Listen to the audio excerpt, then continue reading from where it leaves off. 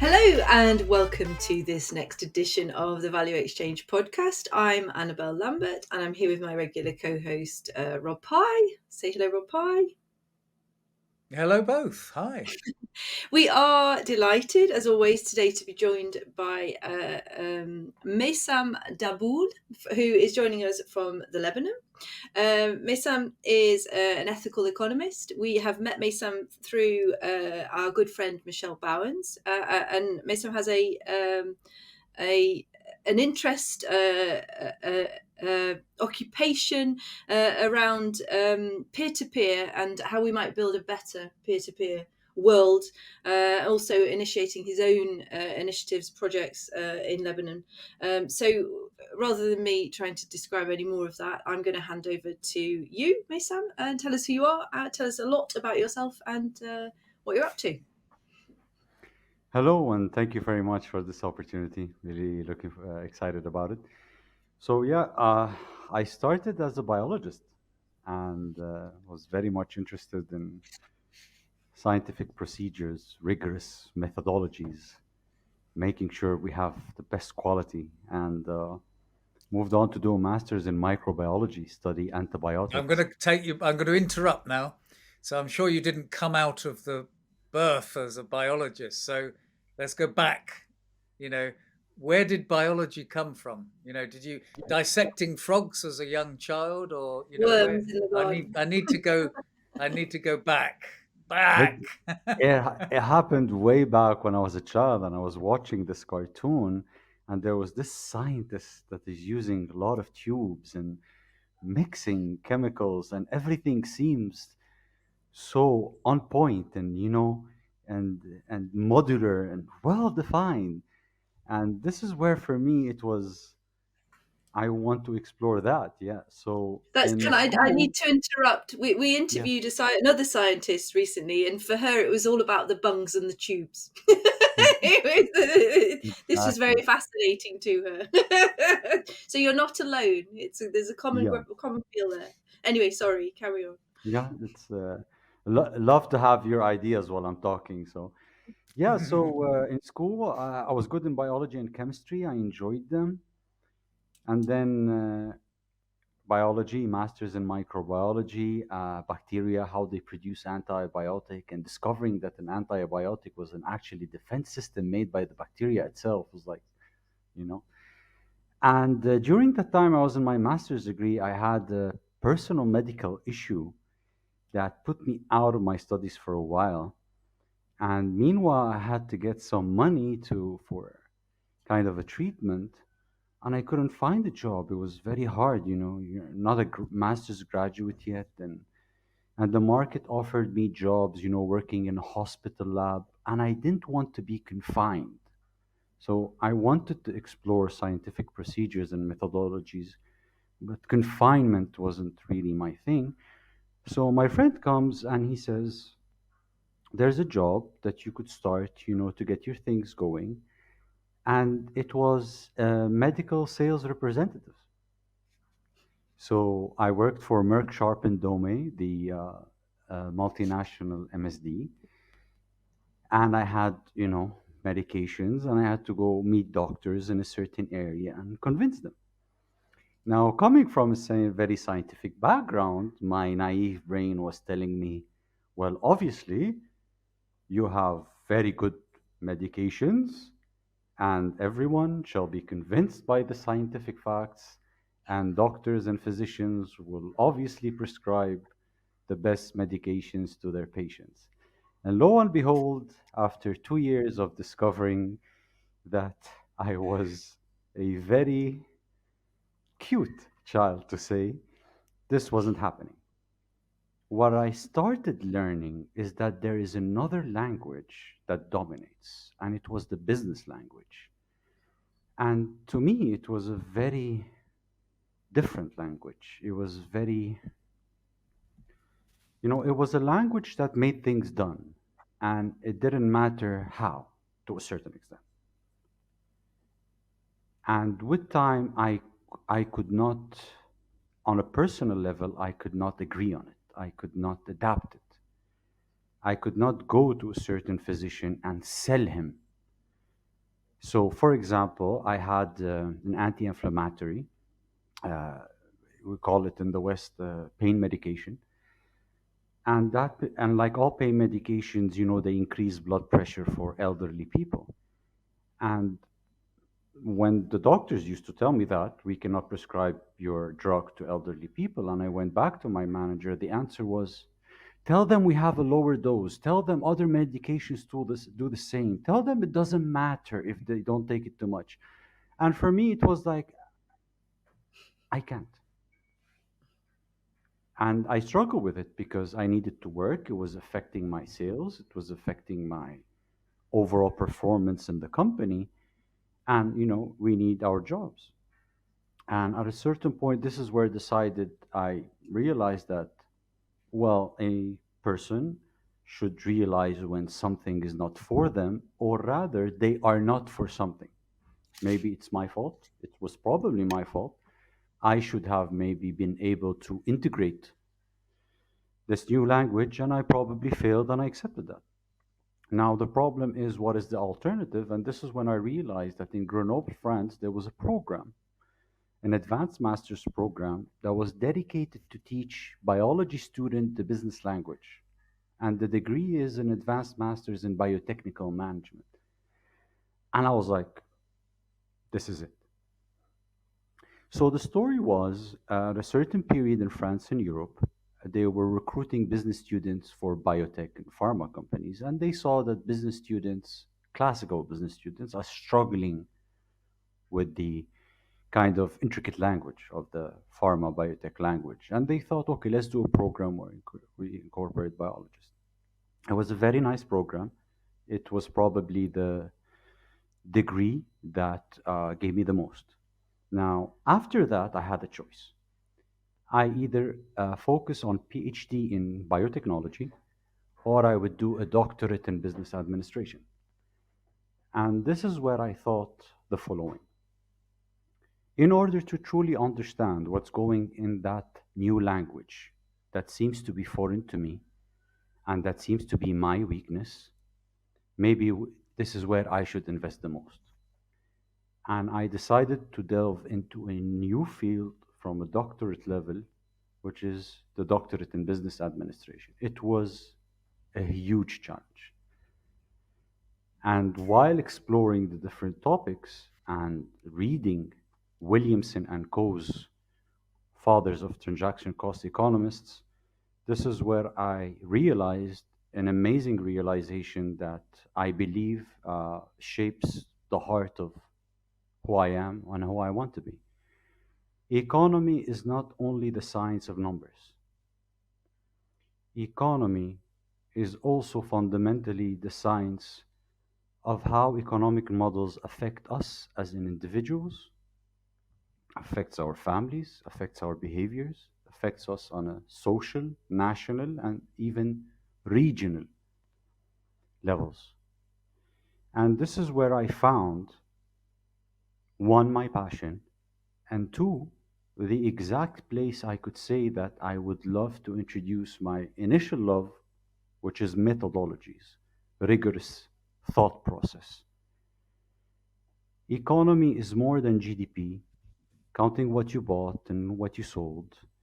And if private companies make a lot of money, then suddenly every one of us is happy and well. But in reality, there seems to be a lot of missing links in that. So what is it that we're looking for in economy? What are we trying to build? And what are we incentivizing? Am I incentivizing Rob and Annabelle to always compete? Or am I incentivizing them to, collaborate? Are we incentivizing people to be transparent about what they do and reduce unethical behavior? Or are we incentivizing people to be secretive and make sure to tell them, you're only going to make money if you're secretive? Though you're only going to make money if you think like a wolf and everyone is coming to kill you and you have to fight back. So this is in general, not going to take too long. So Wow. I'm gonna. So let's unpick the last 5 minutes, because almost the the concept of an ethical economist, some people might consider an oxymoron. It's like a contradiction in definition in the label. So if you have not spent your life as an average person in the street reflecting what economy is, what GDP is, what what makes up the the uh, principles of um, economics, this may be like we need to slow down and just unpick it for people who are watching this.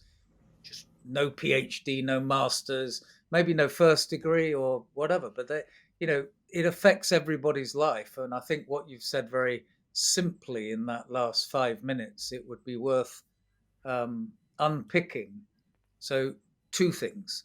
One is, what is economics? For someone who's never thought, they heard the word. We use the word liberal. What is economics? And then the second is, what is not included in current economic thinking? Just for someone who, like, I just want to slow everybody down and just say, what is the foundation of that last 5 minutes? Because you said a lot very simply, but I want to just unpick it. What is economics? First question. Perfect. As you already know, every field of science has several definitions based upon the background on who you're asking. But I will answer this very important question learning from Williamson and Coase. Williamson has a beautiful quote, which is a transaction. I'm giving you a product, you're giving me money or another service, is the ultimate building unit of an economy. So imagine you have a nation, the government, and you have private sector, you have citizens, and you have other entities, and every two entity are undergoing a transaction. So economy is how can you balance these transactions between these two different entities in order to get a positive sum at the end. Okay, so if I buy a service from you or I buy a phone, that costs some money, that contributes to GDP, that contributes to the economy, and we say it's good. So now the other side of the equation, what is not included in economies or economics? What do you not value? Before we answer that, there's a more important question, which is what kind of transactions are we incentivizing? What kind of transactions are we telling people gives you value? So, for example, in my village in Lebanon, which is a very peer-to-peer, bottoms-up culture, there's thousands of transactions that happen every day that don't include money. You have people giving probably some food, and the other people probably reply simply with a visit or with an assistance in their home. The current economy doesn't measure or take into consideration any of non financial profit driven transactions. Now, when it does take them into consideration, they have special labels and special places where they put them. So when we say a transaction is the ultimate building unit of an economy, we should not limit what a transaction is. We should not focus and teach people for the last 100 years that only transactions that give me a financial surplus are valuable. This is where the focus is. So unless we do together a financial transaction where one of us is profiting financially, there's no real value going over there.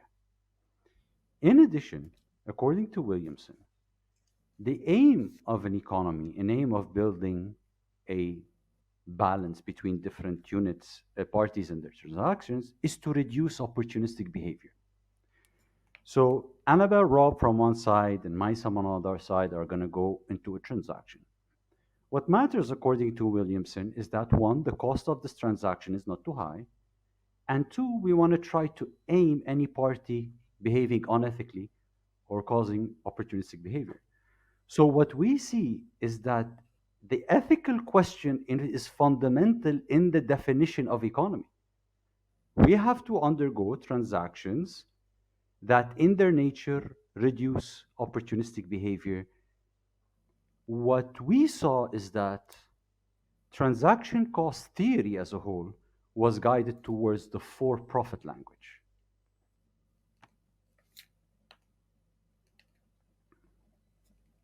So I think that I'm happy that we've done a sort of 101, what's in and what's out of economic theory currently.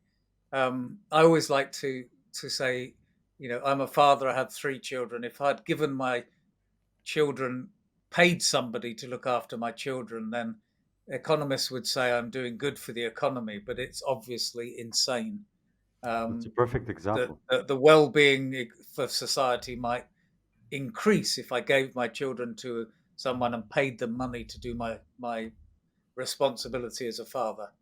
There's so many things like that that we do not value in economics. Now, I know that you're involved in peer-to-peer.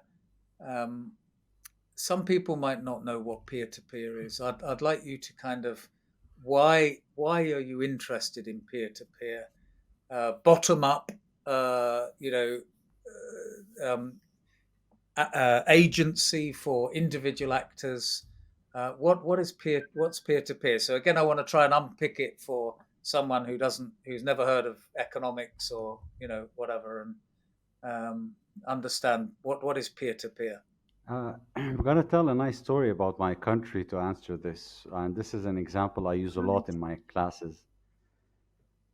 In Lebanon, sadly, we had, it was forcefully probably removed 2 years ago, but it's still in effect. We had a law encouraging monopolies.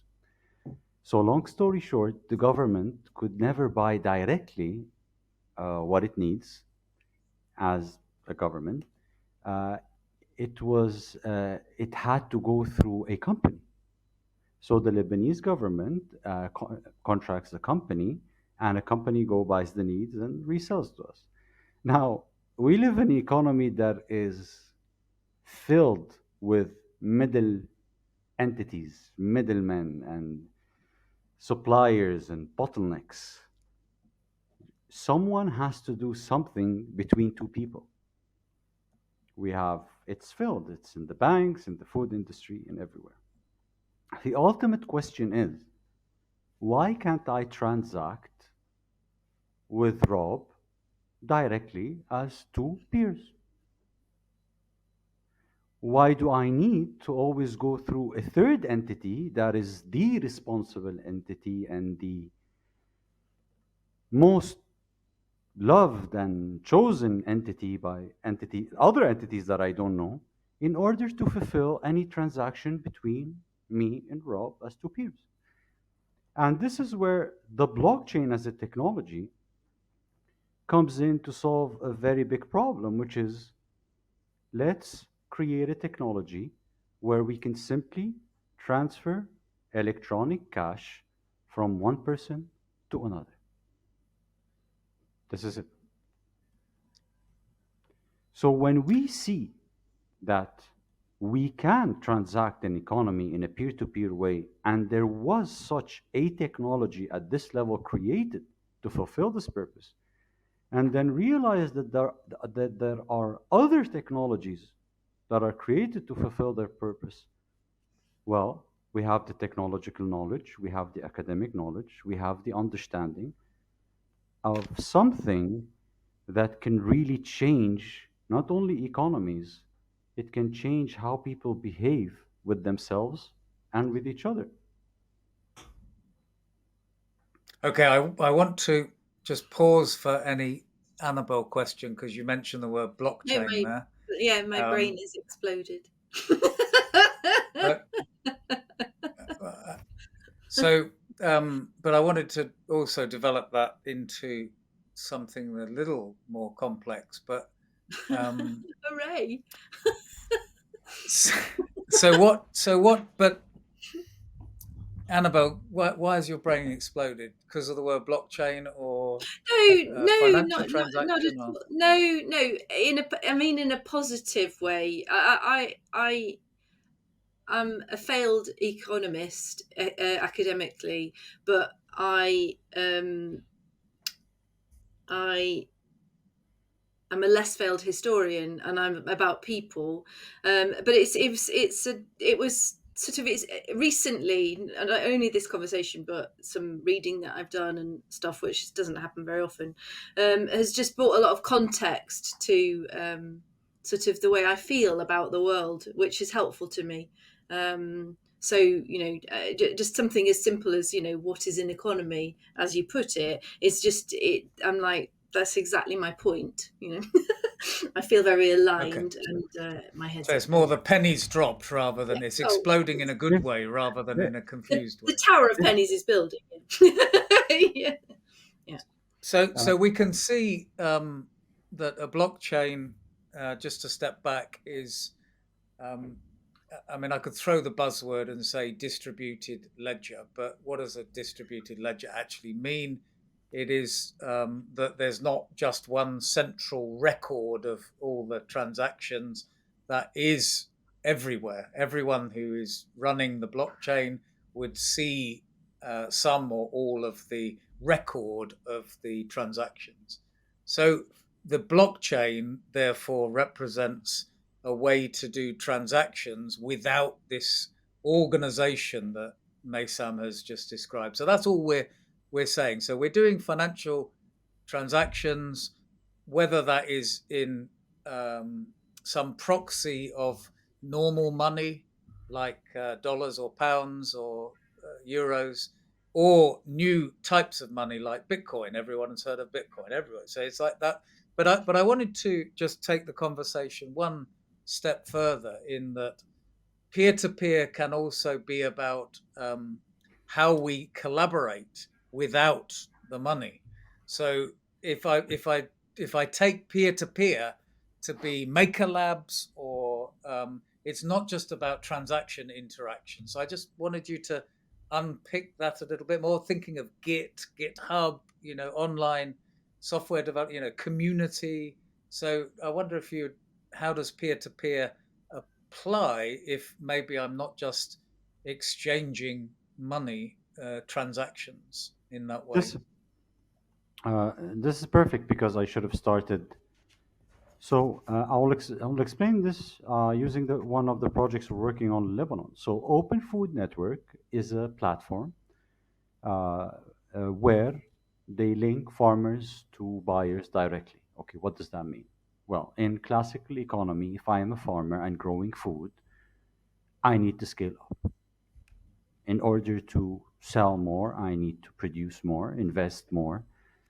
I need to work with the logistics channels that are, and unless I scale up with constantly feeding my business and growing my land and making sure the crop go faster, I'm not going to make it. And one of the main reasons of this is because in order to scale up in the classical economy, you need to play the rules of the game that are set, which what we just said. When we say peer to peer, and what we're trying to do in Lebanon is say, guys, this is a platform where it doesn't matter how much you grow, how much produce you make per month. We're going to link you directly to the consumer, and you're going to be able to handle the transaction directly between you and the consumer. You don't need to scale up, you don't need to play the game. You're a peer, you're a farmer, and there's a consumer, there's another peer, and all you need is a digital land where you guys meet and get to finalize your transactions directly. So it's the very positive point is that there are a lot of people already working on peer-to-peer platforms that simply link two entities: farming, agriculture, coding, softwares, cryptography, everything. And in Lebanon, we're focusing on farming because for the last 30 years, our economy was geared towards the service sector. You come to Lebanon, it's restaurants, hotels, and bars. They're nice for a Saturday night, they do not build a nation. Our economy is 85% service oriented.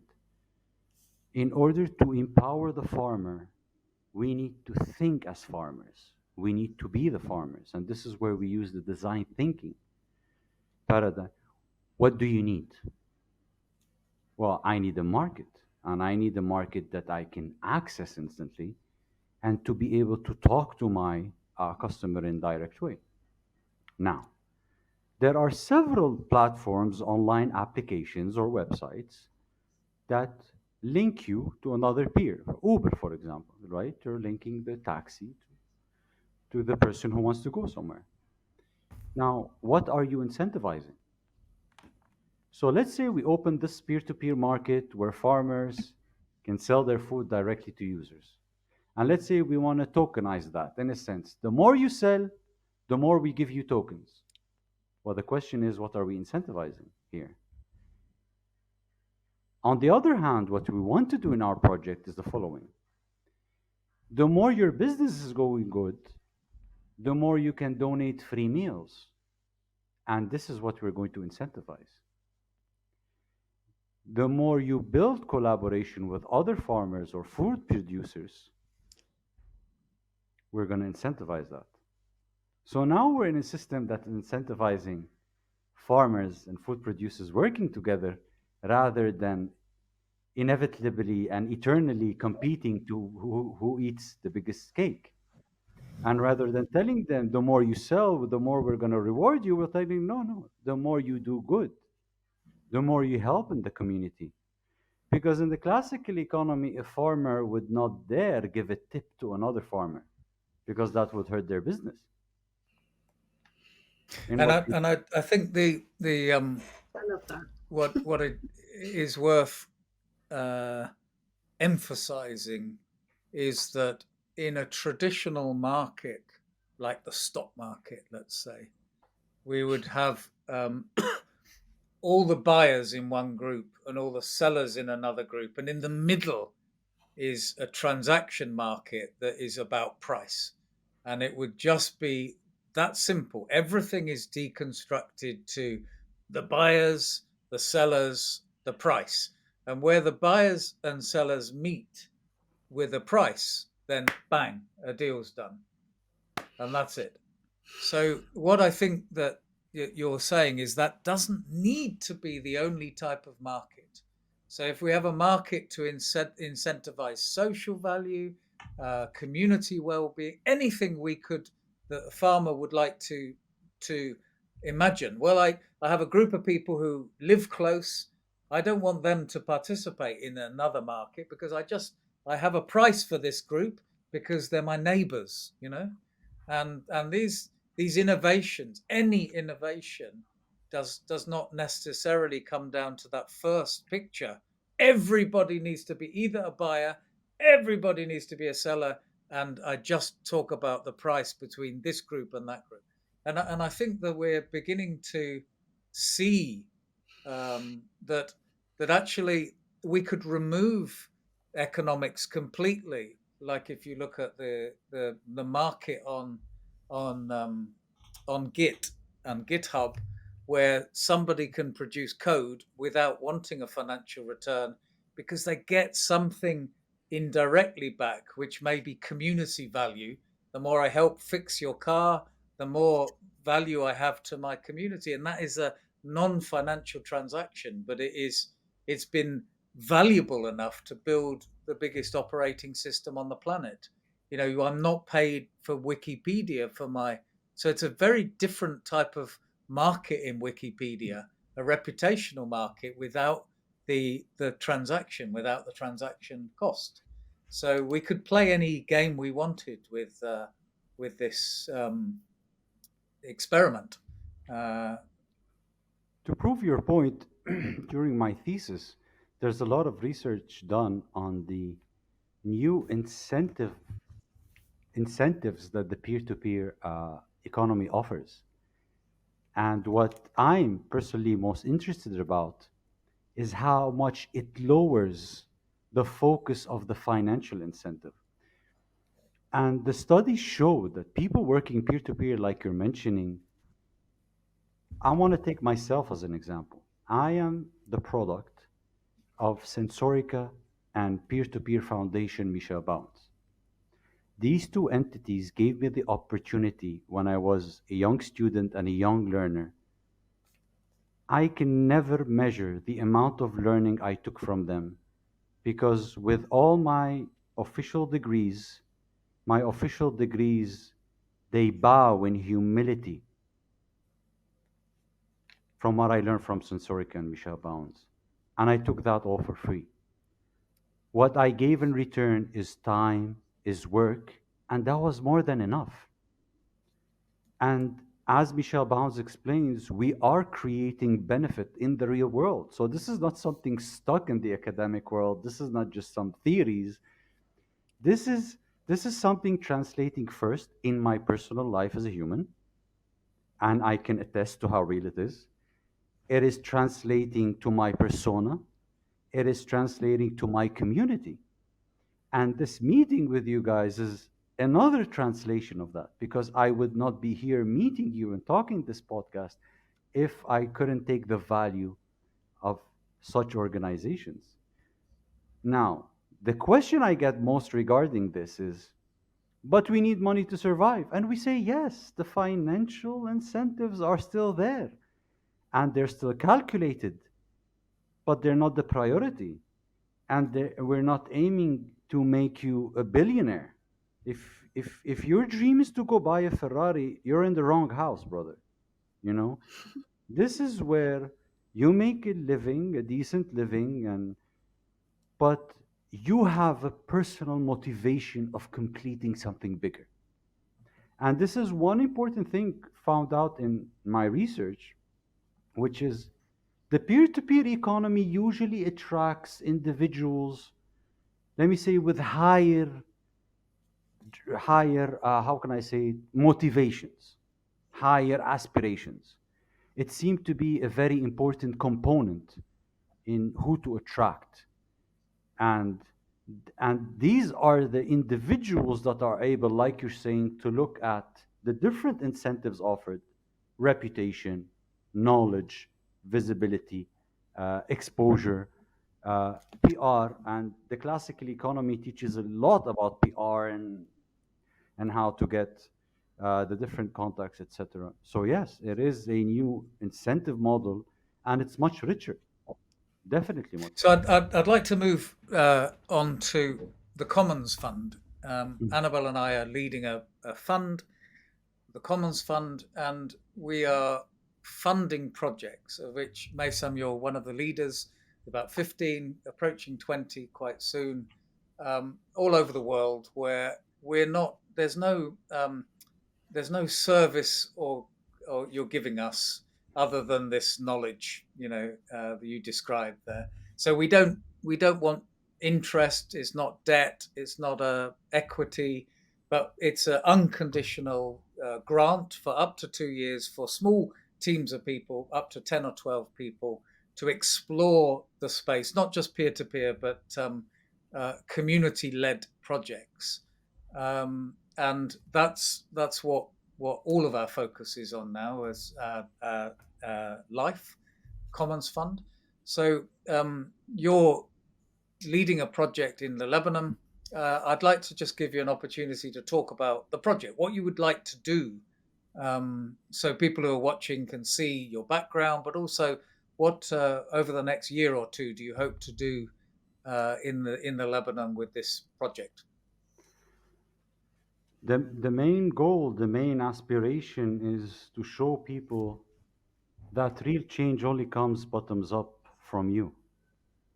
This, this waiting for any kind of leaders, whether in any sector, public, private, or ever, any solutions don't come from up. People agree and they say, what can we do?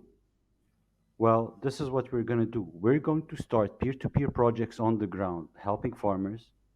And there's the other project, the fourth sector. We're going to start enabling people in different villages to take their own decisions, do the work of their own communities, and prove to people that you can do peer-to-peer bottoms up. We have the technology, we have the knowledge. It is something in Lebanon which is in our culture, which is a very big advantage, because exploring the peer-to-peer in globally, this certainly what enriched me. But the caveat I noticed that globally peer-to-peer doesn't seem to be embedded in the culture. In Lebanon, we fund our own roads, water management, forest. We have a law that something is owned by the commons, and we have a word for the commons in Arabic, al-musha'. So now when you go to Lebanon and tell them, guys, we have a way to organize and take care of what is owned by law for us in a peer-to-peer way. They only need to see, because people agree with the theory. Yes, bottoms up is the best. Yes, above they are all inadequate. But what can we do? Well, this is the answer. Let's start with integrating open food platform, which is an already existing platform that links farmers, producers, and buyers directly. Let's reshape it to fit the cultural sector.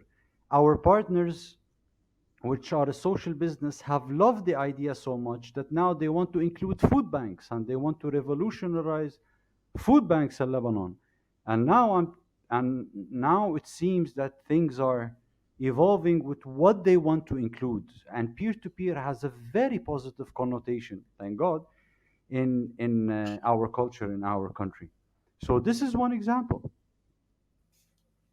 Yes, and very exciting. And I think as we explore, how capitalism, how economics, how top down meets bottom up, what we're not trying to do is destroy society as it exists. We're not trying to say this what we've learnt in globalization in economy. We need to look at giving agency to people in communities to explore how we live together and develop a more balanced society. And I think that the words, the language that not just of peer to peer, but of commons, what shared resource needs to be developed. That um, countries all over the world who are less privileged than developed, economically rich nations have can teach more than they need to learn. So this is actually a very exciting project because I think Lebanon has so much to teach. Um, the Middle East has so much to teach. South America has so much to teach when it comes to how do we actually engage communities, give communities more agency to meet. It's not all about the answers of the West and the need to be taught to that. It's some accommodation of both, which I think is so exciting because the projects that exist, there's just hundreds of thousands of exciting projects that are not going to come from taking the Uber model and trying to make everything look like Uber or Facebook or whatever. Not to say that's bad, but just to say that a lot of innovation can be accessed by working with communities. You know, I love what you were saying because the peer-to-peer decentralized economy, Sensorica, we've named it the fourth sector. So heuristically speaking, the public sector is the first sector, private sector second, social solidarity is the third, right? And the fourth is the peer-to-peer decentralized economy.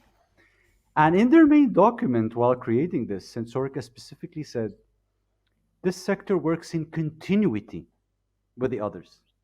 So this is one very important thing you mentioned. The second very important thing you mentioned, which hits at the heart of how to approach ethical economy, is the following.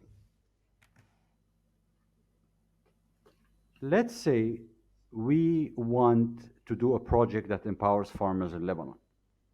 What we classically do is look for other countries similar to Lebanon, see what models existed and worked, and then take the model and, you know, Drop it. well, Drop it. Try and Yeah. fit it. Yeah. guys, it doesn't work because you're dropping it on humans. You know, yeah, humans, like each human is very individually unique. Like it's amazing. I know we have the same biology structure but the uniqueness Therein in lies the every human problem. is, and then if you take a group of unique humans living on in a certain area with a unique history and geography, they come up with another unique stuff on a social level. And this is where there's this beautiful quote by John Stuart Mill that I always use in my courses, which is human nature is not a machine to be built after a model and set to do exactly the work prescribed for it, but a tree which requires to grow and develop itself on all sides according to the tendency of the inward forces which make it a living thing. Economies should be built first by understanding the people we're building it for them. It doesn't matter And I what I think I think that's a powerful metaphor to pass to Annabelle for closing questions, because I almost asked at the beginning of your story whether biology was a metaphor for your life and passion, and I think that you've just answered that, with that quote, because I think increasingly we are looking at natural metaphors for how things can evolve and grow, ecosystems, symbiosis. This is a language set to help actually understand that there is not one process or one linear model for how we evolve current economic system that to something. As an aside, Annabelle, we've got to get Tibby from Sensorica on the show, because we've mentioned this organization called Sensorica, but it's a peer-to-peer maker lab that was started in Canada for the guy that 15 years ago, I think, yeah. same sort of time as this version of Ethos. We should get him on the show. Annabelle, do you want to take over now? Nasi, I'm Well, so grateful for your contribution, which was very beautiful. Loved every minute of it. yeah, and I think sort of I think there's always I think the point about we have to do this in we're in a transition, aren't we? That's where we are. That's how I view it. We don't want to kill everything. We want to take the good bits. We want to learn from the good bits. And when you're talking about your models, you can't take something from Scandinavia and put it in Italy, because culturally that's not going to be a great fit.